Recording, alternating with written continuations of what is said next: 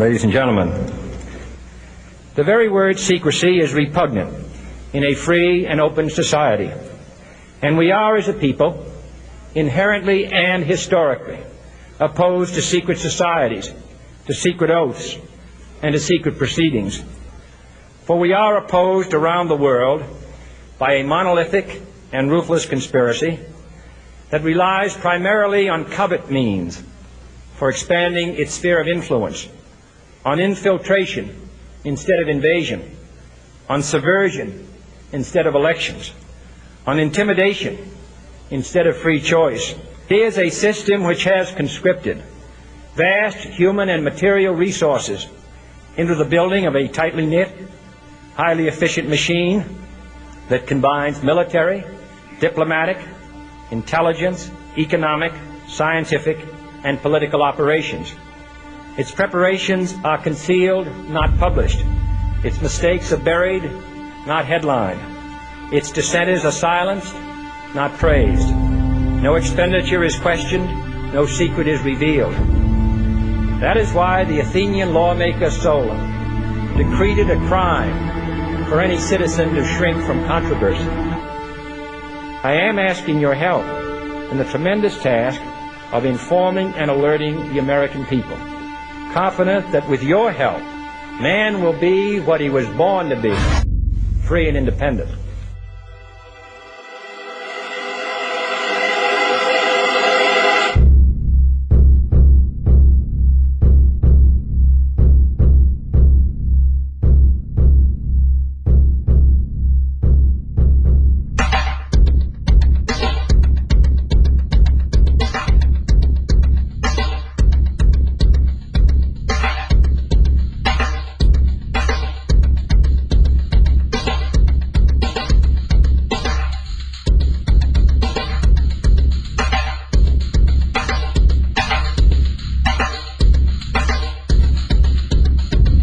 In 1775, the American Revolutionary War began as the American colonies sought to detach from England and its oppressive monarchy.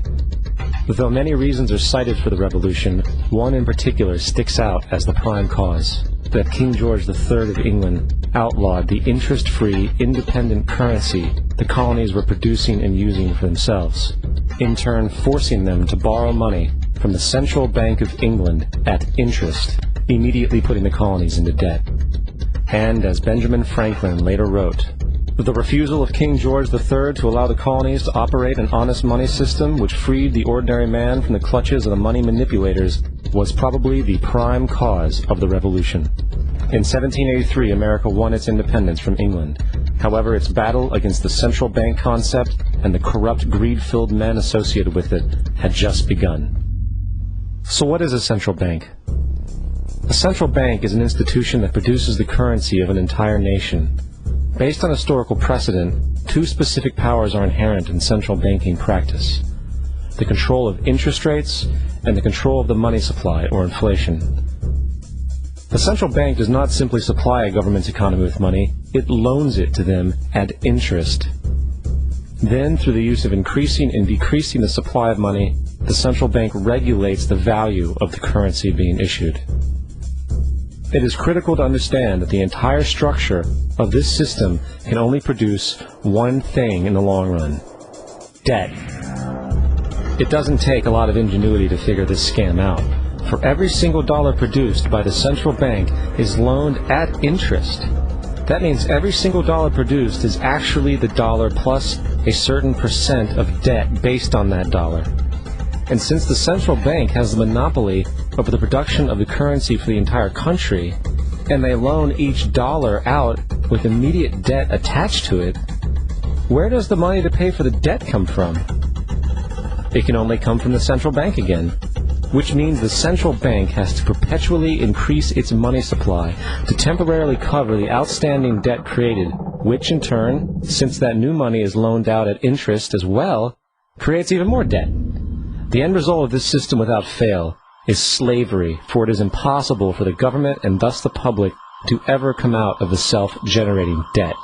The founding fathers of this country were well aware of this.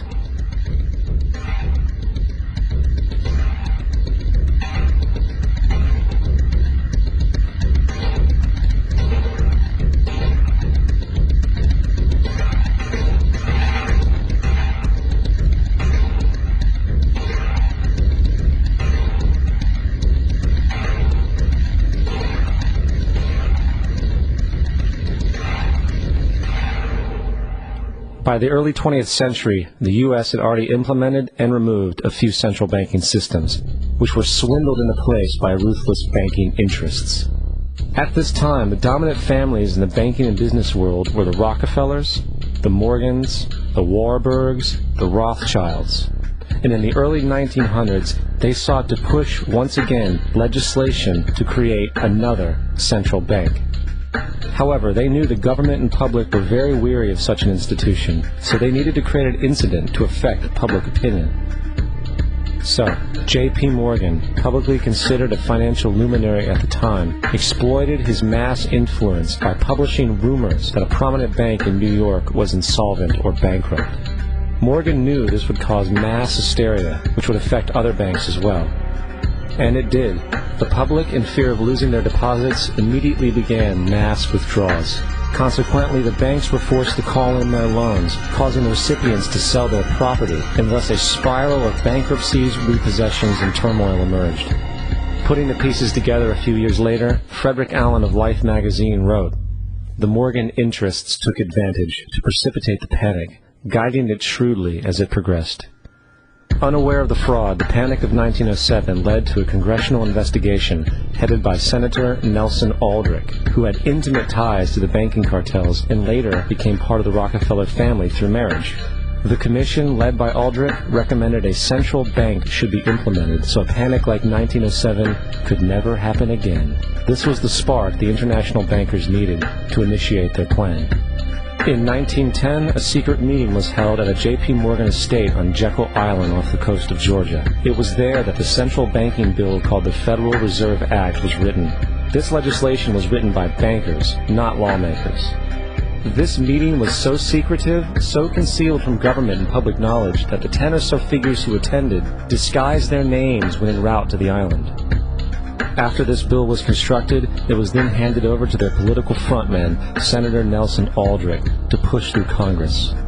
And in 1913, with heavy political sponsorship by the bankers, Woodrow Wilson became president, having already agreed to sign the Federal Reserve Act in exchange for campaign support. And 2 days before Christmas, when most of Congress was at home with their families, the Federal Reserve Act was voted in, and Wilson in turn made it law. Years later, Woodrow Wilson wrote, in regret,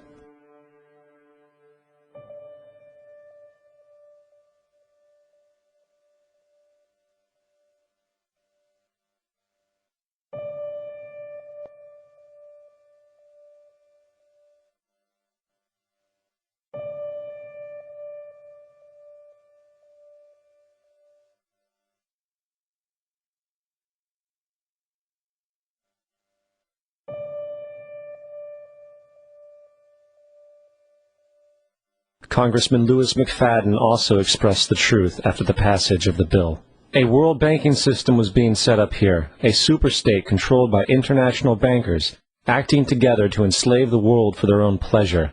The Fed has usurped the government. Now, the public was told that the Federal Reserve System was an economic stabilizer, and inflation and economic crises were a thing of the past. Well, as history has shown, nothing is further from the truth. The fact is, the international bankers now had a streamlined machine to expand their personal ambitions. It's alive! It's alive! It's alive! For example, from 1914 to 1919, the Fed increased the money supply by nearly 100%, resulting in extensive loans to small banks and the public. Then, in 1920, the Fed called in mass percentages of the outstanding money supply, thus resulting in the supporting banks having to call in huge numbers of loans, and, just like 1907,